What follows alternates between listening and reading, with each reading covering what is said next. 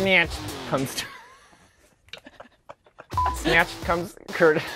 I'm never going to be able to say the movie title right. Sorry, I've ruined this movie title for everybody. Yeah. Snatched.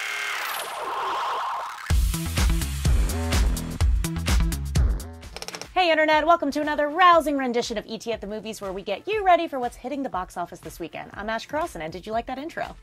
It was a fabulous intro. Thank you. I'm speechless. I am John Boone, and we have a twofer for you this week. We have King Arthur, Legend of the Sword, and we have Snatched. Let's kick things off in alphabetical order, because why not? We'll talk about King Arthur, Legend of the Sword. The colon is how you know this is going to be a franchise. So this one is about King Arthur, the legendary King Arthur stories in the Knights of the Round Table, starring Charlie Hunnam and Jude Law as our villain, directed by Guy Richie. And yeah, it's about King Arthur, the Sword of Excalibur, which is the Legend of the Sword bit, and then... That's the sword that they pull out of the stone, in case you're mixing up your medieval swords. And the Knights of the Round Table. So yeah, who knows how many there are going to be, but we did ask Charlie Hunnam about this, and he gave us a little insight. Enjoy the accent. I signed on for 3. I would do as many as Guy wanted to do, because I know that Guy has real integrity, and he would only be telling these stories if he had story to tell. One of the big problems with the Arthurian legend for film, and historically what's always been difficult, is it's this sprawling Odyssey-esque tale that just goes on, and these wonderful, colourful characters come in. But to try to distill that down to a one film-size increment has always been the trick, really tricky. So what Guy does is just tell the first chapter. So there's so much. I mean, there's the real meat of the story left to tell. You know, we haven't got into Guinevere, Lancelot, Merlin, all of that. So there's easily 2 more very, very exciting films to make, and who knows, maybe even more, but that's, as you know, up to the audience to decide. We have the passion and the will to do it, but it'll just be whether people turn up and enjoy this film and want a sequel. So yeah, could be as many as 3 movies, at least with Charlie Hunnam. Don't die. Yeah, give me that Merlin movie. So what did you think of the movie? I liked what I could understand. I did not understand a lot. I told you this when we walked out of the theater. It felt like the sequel to a King Arthur movie I had not seen. I think the first, I would say even hour, I was like, what? Until he pulls the sword out of the stone, I was like, I don't know what is happening. And I think even if you know the legend of King Arthur and you've seen the Disney movie and read all the books or whatever, I was still really lost. But there was fun parts in the confusion. You only have to wait 15 minutes to see Charlie Hunnam shirtless. And from the point we meet him, I believe we see him shirtless 3 times in like the first 10 minutes. He has 2 full shirtless scenes before he speaks 1 word. And I can't decide how I feel about the action sequences, because I did feel like I was watching like the end of a final boss level on Tekken 7. Just like button mashing. Yeah. XX, AB, pow, pow, pow. Do that combo move. KO.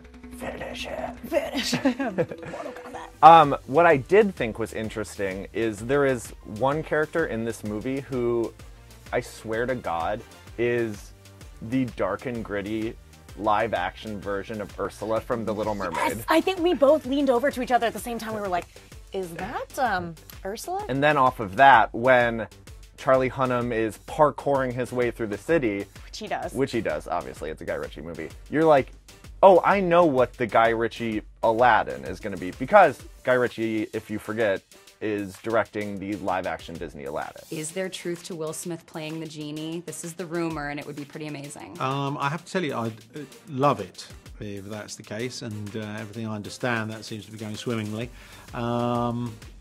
He's certainly my #1 choice, and I hope that all comes together. So this isn't a movie we're talking about this week, but we'll talk about it a million years in the future. A million years in the future when Aladdin is finally coming out. But moving on to the other movie coming out this weekend. Snatched.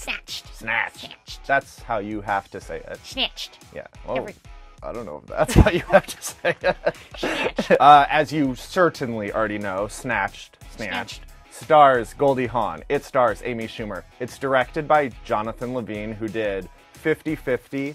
He did Warm Bodies, that zombie. I loved Warm Bodies. Did you? Don't even. Yeah, loved it. I was going to say zombie rom-com. I wasn't about to just like drag that movie. Sorry, I was afraid. I got worried. And The Night Before from a few years ago with Seth Rogen, where they're all doing drugs on Christmas. Classic. Of course. Classic. What else do you do on Christmas? And it's written by Katie Dippold, who you would know from The Heat. She did Ghostbusters. Ghostbusters that I love, don't at me. The biggest thing about Snatched isn't any of that. It's that this is Goldie Hawn's first movie in 15 years. Where has she been? Where the has she been? Amy Schumer is probably Goldie Hawn Uber fan #1. And so I wanted to know what her top 5, the Goldie Hawn movies we had to binge before Snatched.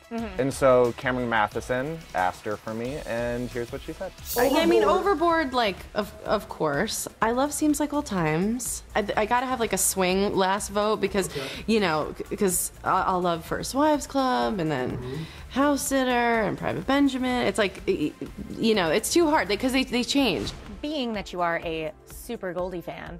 Are you not? Yes, I mean... Don't say that like you're not. I know, but Being that we, us, together. We, us, the world, all of you. What is your favorite Goldie Hawn movie? Do you think we have the same one? Should we say it at the same time and see if it's the same? Yeah. Okay.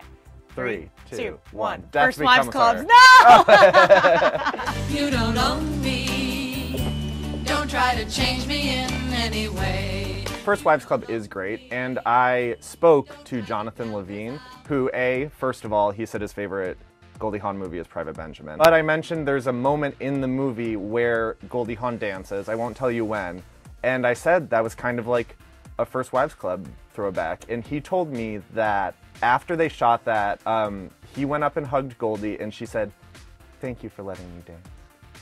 That's so sweet. I know, you're like #1 Snatch fan, #1 Snatch stan. I love me a dumb comedy. Like, I love over the top, your favorite word, bonkers. Bonkers material. Wow. I loved Vacation, which people hated. I loved Why Him, which people, like, some people dragged. Whatever. I'm not above a dumb, crazy, over-the-top comedy, and I liked Snatched a lot. If you liked Amy Schumer in Trainwreck, you'll like Amy Schumer in Snatched. Right. Because very it's the similar. Same kind of hilariously monstrous woman-child who... Dude, she's a train wreck. Yeah. When I saw it in the screening room, everybody was laughing out loud, and then whoever went and gave it a bad review, like, you laughed in the theater. Like, don't even with me. I did laugh. And Amy is so good at what she does. Goldie is so good at what she does. And they're so good together. There came a time when I looked at her and I thought, she could be my daughter. And that's when I had this urge to hold her. So 2 very different, but also competing movies. So if you had to pick one, which one are you going to go see? This is a little cheating because we both know each other's answers, but do you want to do it on 3? Yeah. Okay. 3, 2, 1. Snatched. I forgot we were saying Snatched like that. So you want people to see Snatched because you genuinely loved Snatched. I genuinely think, and I also think it's like a good movie to go see in a crowd of people because the laughter is very contagious in the theater. It's also a great movie to watch on an airplane someday. It's definitely an airplane movie. Yeah, but I chose... Which is where Amy approached Goldie for the movie anyway, so yeah, there you go. Everything's coming full circle. I have a little more info on that. I have a Q&A going up with Jonathan Levine on ET Online later this week. Check it out. I talk about how he got Goldie. I talk about the tapeworm scene, which you will be all you want to talk about after you see this movie.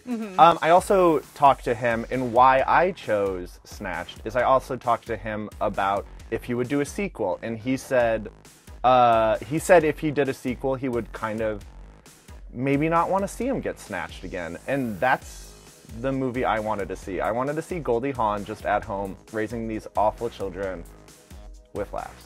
Well, I also pitched him directing. Oh, are you leaving us to go be a screenwriter? Yes, I am. Well, script's already written. Let me finish. Okay, sorry. But I am leaving to join development.